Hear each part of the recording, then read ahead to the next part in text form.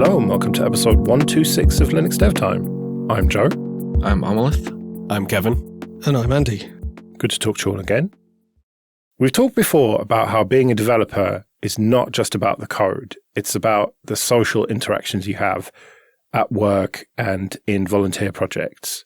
So tell us how you deal with complex projects involving potentially non-technical people. So for me, one of the things that I think is difficult in a larger project and when you're within a larger organization is I feel like there's a balance between keeping up enthusiasm versus being realistic with how long things are going to take. So I remember a particular project that I was working on where we had an advocate within the organization who was this crazy bloke who would talk about how amazing our thing's going to be. He'd always come and visit our team and be like, you're changing the way we do things. But all I want to know is when are you going to do it? And he would sell the whole thing to the rest of the organization and often would promise that stuff's going to be ready really soon when it really wasn't.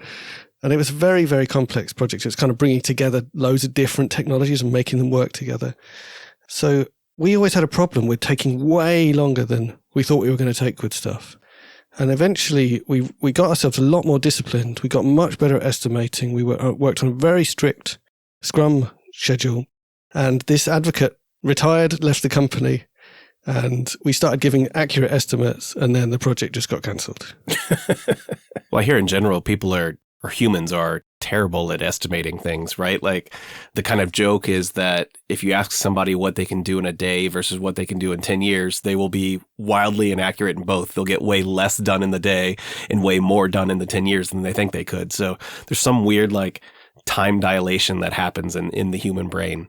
That's really encouraging to hear the other half of that, the 10-year part. I never heard that part. I've even heard it go further than that. Some people, I've never been in a company that's been this way, but I've heard people suggest that if you plan further out, as in you don't try to plan your day or your next task, your week, you don't try and estimate on that scale, but you estimate on the like year-long scale, you actually end up overperforming most of the time because you can get more done when you're not planning the minutia of each day. You're only planning kind of the bigger epics. You can get more done than you think you could have. That's cool. I'd love to hear if that actually works, though, or not, because it sounds awesome. And I would love to not plan every single day. Joe mentioned at the beginning that how do you deal with people that are less technical that interact with the project? And while I agree that that is a big part of handling complex projects when someone is not as technical and they don't know what goes into making the button a particular shade of blue, but it can actually be equally as frustrating when the customer, client, whoever the external individual is, when they are extremely technical, because sometimes they underestimate the amount of effort because they already know most of the plumbing. And they're like, yeah, you connect these pipes here and here, and it should be good to go, right? And you just kind of overlook all of the other nuance that happens down when you're actually doing the plumbing, when you're actually doing the connecting of the pipes. So I've actually had more trouble when someone is very technical than when they're less technical. Because when they're less technical, sometimes explaining a little bit to them and the complexities, they're like, okay, yeah, got it, understood. That is harder than I thought it would be. But when they are very technical, sometimes they don't even want to hear your explanation, or they just think it's excuses. And like that can be very challenging to deal with. Yep. I think managing expectations around complex projects generally is very difficult. For example, a friend of mine was telling me about a client he had where they expected him to come in with no knowledge about the code base, definitely, zero knowledge even of the domain that they were working in. So none of the domain-specific knowledge, none of the knowledge about the specific code base, the architecture, the dependencies, the flow of information between the different components. They did have a microservice architecture, so that made it quite a bit more complicated, he said. And he had the unfortunate experience where he was interacting with both a non-technical person and an extremely technical person. So they were both expecting things to be done faster than it would have, but for very different reasons. And what made it even worse was the more technical individual that could have pointed him in the right directions and provided a little bit of guidance. He was on vacation for a lot of the time, or on holiday. That's another reason why sometimes having a technical person you're working with can be really difficult. If that person is a specialist in a particular area, it's almost impossible to remember how hard it was to pick up something that you now understand well. I remember my lecturer from my first degree saying, as soon as you know something, it's just trivial to you. And it's so hard either to give yourself credit for like what you've got your head round, but then also then to give other people the time they need to pick something up that you now know. So yeah, as a technical owner of a project or sponsor of a project, it's just so easy to think, oh, this is really easy, not understanding that there's, say, 10 years of knowledge behind what makes it easy for you. That it's almost impossible to communicate, and certainly quite difficult to communicate if you're on holiday at the time. I wonder too if in your friend's example, like what led these people to believe that something was going to be quick to do, right? Whether it was the technical person, non-technical, even if it was for different reasons, if someone is not doing a thing, it always makes me wonder why they're saying something will or will not be quick. And sometimes teasing that out of the client, the customer, external body, whatever you want to call them, can be beneficial because sometimes it's driven due to like cost assumptions and needing to stay within a budget. Sometimes it's within needing to hit a particular target date, right? There can be any number of reasons why someone will bias towards something being quicker or not. It can also be because somebody wanted the work and made a bid on it and lost the bid and now still has some say at the company. This can be happening in like multiple teams within a company working on something. And they then say like, oh, this is super easy. Like I could have done this in a day. Or people vying for promotions. There's all kinds of hidden reasons why people will bias to the like quote unquote quick or not quick determination for a particular task. And I think it always warrants a little bit of time to step back and think like, what is this person's reasoning behind this? And that can help suss out some of the like how to handle it. I actually did this recently, like did the underestimating thing. And it strikes me that it's partly to do with always, I think a lot of us underestimate how long it takes to make something polished and ready instead of just working. So our team have been working on a prototype. We got the prototype done. Well, technically the prototype wasn't done when I said this, but it was nearly done. It's still nearly done. But anyway, then I was asked, finger in the air, how long do you think it would take to finish off instead of just being a prototype? And I think quite a natural answer I gave was about the same time it took us to do the prototype. To my credit, I did say, but I'd really like to go back to my team, do proper estimates, and then get back to you. So I went back to my team, did proper estimates, got back to them. It's going to take about 3 times as long as the prototype took us. Unfortunately, we found that out early, which is really, really important. But the difference between getting it working in principle, which is the interesting bit often of a project, and actually making it work in all the different situations where it needs to work on all the different platforms and all that stuff, it's so easy to underestimate that because it's not the part that you're focusing on when you're thinking about what's difficult about a project often. Yeah, I mean, the other joke about that is the last 20% of the work takes 80% of the time. Yep.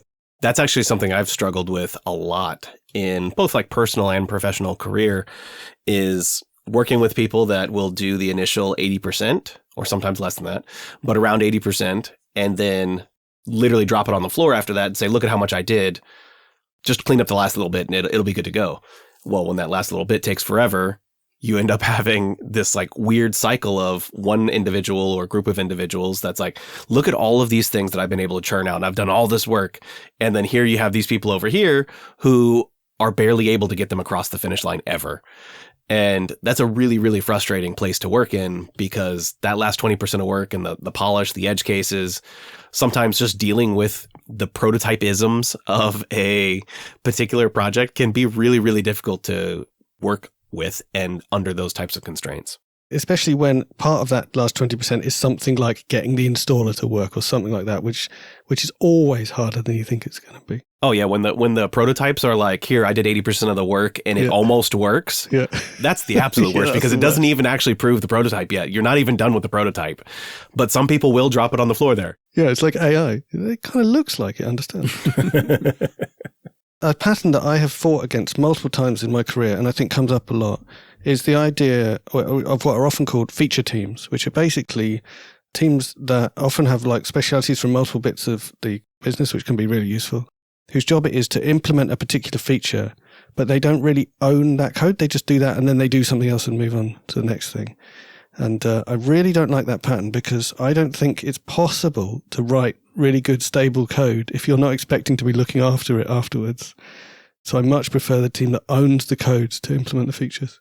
That friend I described earlier, he sort of fell into exactly the same pattern where because he was taking longer than they expected to do some of those features, he would get 80% of the way.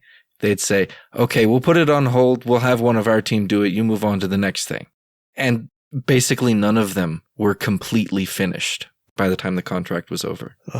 It's in cases like that, too, though, that it does help to have, I can't believe I'm about to say this, it does help to have something like a product owner, program manager, something along those lines, like the person whose job it is to zoom out, Yes. look at all the things that have been promised, all the things that are in flight, in progress, and make sure that some of those cross the finish line or reprioritize efforts so that some number of them do.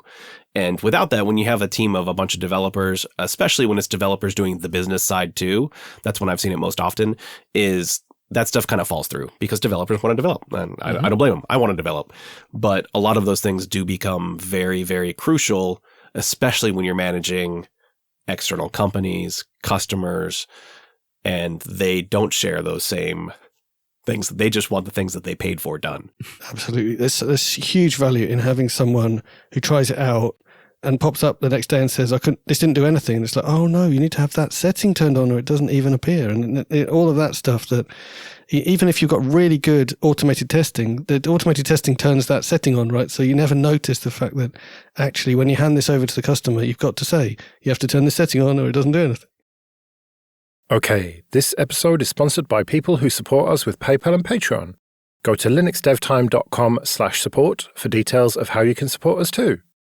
Linux Dev Time is part of the Late Night Linux family, which means that for $10 a month on Patreon, you can get access to an RSS feed that contains all the Late Night Linux family shows without adverts like this.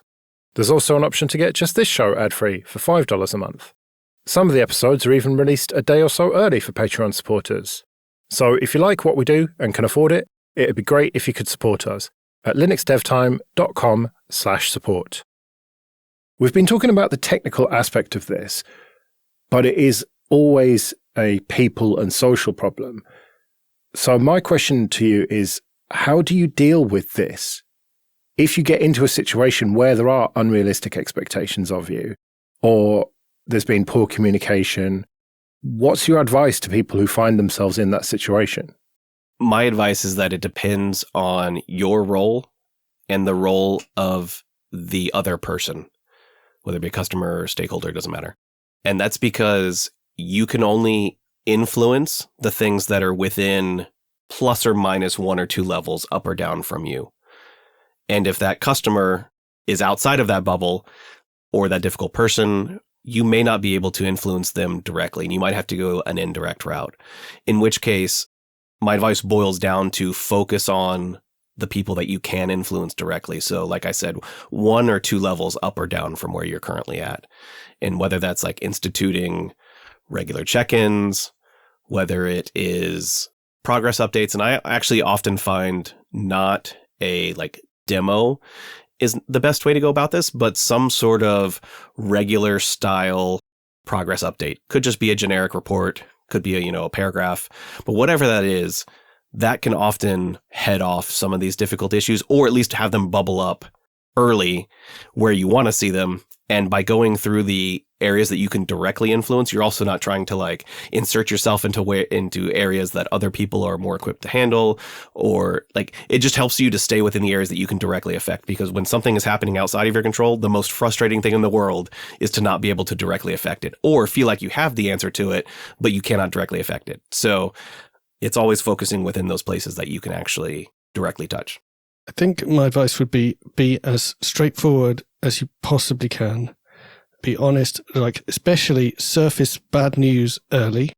There's so many times in organizations I've worked in where everyone knows that you're not going to hit this deadline, or this is a totally unrealistic expectation even before you've started the work.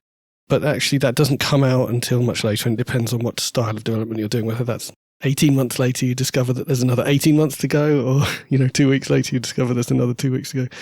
But surface bad news early and be as straightforward as you can. And if you find yourself in a situation where being straightforward is hurting you, then think seriously about whether you should be in a different situation. Because at least for me, that is just so deeply uncomfortable that I'd be looking for somewhere else to be. Also ask people to repeat back their understanding or to copy back what you said. That's immensely helpful when, especially if it's bad news, or if you just want to ensure that you said something bad, but you want to ensure that they also had the same understanding as you. It could be very, very helpful to say, let's just repeat this back. How do you understand the situation to be? Something along those lines, because pretty often people will want, and I don't know if it's human nature or not, but people will want to understand each other without actually having to say anything. So they'll be like, hey, I understand. I'm good. We're on the same page. Yeah. Are we really on the same page? I would like you to tell me that we are not going to make the target date.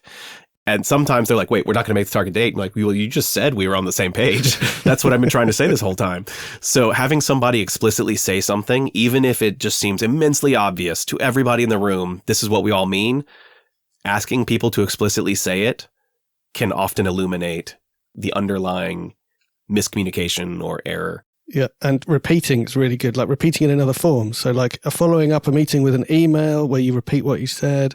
But I also think that thing of getting people to repeat stuff back to you is great, like not just for bad news, but for any type of communication where there's any difficulty, which often happens from people in different areas of the business, right? Someone who doesn't know the technical stuff is going to have a completely different understanding of some words from someone who's writing code all day. So getting people to repeat things back to you and repeating things back to other people is a great way of clarifying communication. Oh, I love to follow that pattern. Whenever I have a conversation with somebody, which I prefer to like pick up the phone and talk to them in voice or in person. But even after a chat, I love to send an email afterward and say, hey, as per our conversation, we talked about this, this, and this. This were your points. These were my points. And sometimes that will surface something like, whoa, that's not what you said, or that's not what I said, and that really, really helps. But also it can help with like the person just thinking like, hey, look, not only did we have the conversation, but they took the time to write up the meeting notes afterwards. So it can also just be like kind of a professional thing to do. It makes you look organized, basically, yeah. It's funny how you're all talking about this from such a kind of good faith point of view, whereas I'm thinking, make sure you document things just in case. So that's what we're saying. We're just saying it in a much nicer way. Yeah. That is some of the benefit of having some of these. And if there's a contentious meeting or a call, that's usually when I will absolutely follow up with an email. These were my points. These were your points. This is what we discussed. And that's because it also, unless it's refuted right there in the email to, come back and no, that's not what we talked about. That's usually, I won't say evidence, but like evidence enough that these are the things we talked about and this is what was said. So I've seen people also try to leave things out when they do this back to me. They might send me an email. This is what we talked about. These were our meeting notes. And there are times where I've seen like contentious parts of those emails left out. And that's a good time to, again, get on the same page, make sure it's explicitly aware, send the email back. Hey, this seems like this part was missing. We talked about this, this, and this. This was your point. This was my point. And that can really, really help later on down the road. Not just for re-referencing, but sometimes you have to use it if you do have to call in external people to handle situations that spin out of control. That's also a way of preventing bad faith stuff from happening, right? Like if you're straightforward and open and clarify things that it looks like you're in disagreement about and you're actually clear about that, then you don't end up so often in situations where people are bearing grudges and trying to actually fool people or trick people. One of the biggest reasons I like repeating things back is it gives me an opportunity to think through it, put it in my own words, and notice where I've got pieces missing. They might be describing some sort of feature that needs to happen. Maybe I don't have all the context and I don't realize that until I repeat it back and try to connect all of those dots myself back to them where they can correct me. I feel like one of the things that's coming out of this is just talk more. Yes. So I remember a particular time quite early in my career where they were trying me out at like running a project. It was probably the first time I'd done it. And I was working with a couple of people in Canada and we had a chunk of work to do. It was quite easy to measure. Like the number of files we'd worked through told us how far along we'd got. And it was going much, much slower than my boss's boss thought it should. And he rang me up and sort of said, what's going on? And at that point, it transpired that my colleagues in Canada had been working like 16-hour days someone had been putting pressure on them in some way to make faster progress. And I'd been pottering along thinking that things were going fine, maybe not as fast as we thought. And I hadn't been talking to those colleagues. I hadn't been talking to my boss about what his expectations were.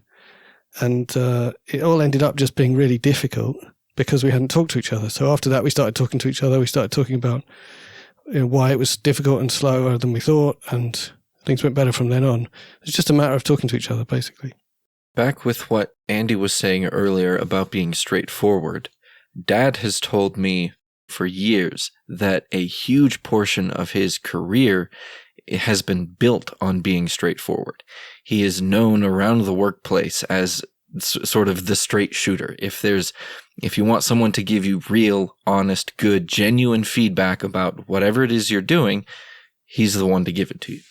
And that has, I hesitate to say endeared, but I can't think of another word. It's endeared him to his managers and coworkers and everyone around him. Gained him respect, maybe. Yes, that's a better word. And this does not just apply to software development. This applies to everything in life. If your communication is poor or non-existent, you're just not going to get on in life. It's not good enough to just get the message from someone or the email or whatever it is and just ignore it. Even if you're too busy to deal with it right now, you need to say, sorry, I'm really busy at the moment. I'll get back to you later today or tomorrow or by the end of the week or whatever it is, just to keep them in the loop. And if you don't do that, if you just plan to get back to them tomorrow and then don't, then they are in a socially awkward situation where they can't then ping you back to say, you said you were going to get back to me. I'm just following up on this. A good friend of mine used to follow a pattern that he called the say-do done pattern or something along those lines. And what it was you kind of count the amount of time between when you say something. So like when you notice it, then you say it. And then from when you say it to when you do it. And then from when you do it to when it's done. And like those 3 different time deltas can show a big measure of either like how professional someone is or how much they care about something. So, how long does it take them to say something about it? And then when they say they're going to do it, do they actually do it right then? Or are they going to follow up? And for him, he used it as like, hey, is my say, I'm going to throw it away now. But how quickly can he get that cycle completed in? How quickly can he get to done? That leads me on to thinking about saying sorry. So I think this can be very different for different people. And I know that as a privileged white man, I'm probably in no position to give advice to someone in a different situation. But for me, I say sorry quite a lot at work. And especially if I've said I'm going to do something and it's not going to happen, I will not only make sure to communicate before, when I know that that's going to happen, which I would recommend to everyone, but I also make sure that I say sorry about it. And maybe that's like a slight way of breaking some of my privilege as well, maybe. But yeah, my recent work has been working on a publicly available product, which is something that I haven't done much of in the past. So sometimes we have people complaining about stuff that we haven't done or that doesn't work very well. And so I found that saying sorry in that situation is also pretty successful. People generally, even if they're annoyed, generally calm down a bit when they're confronted with a human who's got limited time and is explaining how much they would like to have done that thing, but they haven't done it yet. But to me, an apology is worthless without an explanation of how that thing is not going to happen again. Yeah, so I think there are different types of apology, right? So an apology for something you did that you regret is not the kind of thing that I would often do at work. If I've hurt someone's feelings because I said something stupid outside of work, or hopefully, maybe in work, I guess, then that would have been an apology saying, yeah, I'm really sorry. And like you say, whatever steps I'm taking to change that, or just that I determined not to make that mistake again. Whereas a lot of my work apologies are just, sorry, I thought I would have time for this, but I didn't have time for it. But here is the date when I am going to be able to do it. And I'm working on this now, or whatever the thing is that means, gives some meaning to that. But it's not really saying I wouldn't do the same thing again. Like, you're basically apologizing for things that are outside of your control in that situation. It's almost more sympathetic that, like, this is an unfortunate situation and I'm sorry we are in this situation. Now I'm going to say sorry that is all we have time for, so we better get out of here. We'll be back in a couple of weeks, but until then, I've been Joe. I've been Amalith. I've been Kevin. And I've been Andy. See you later.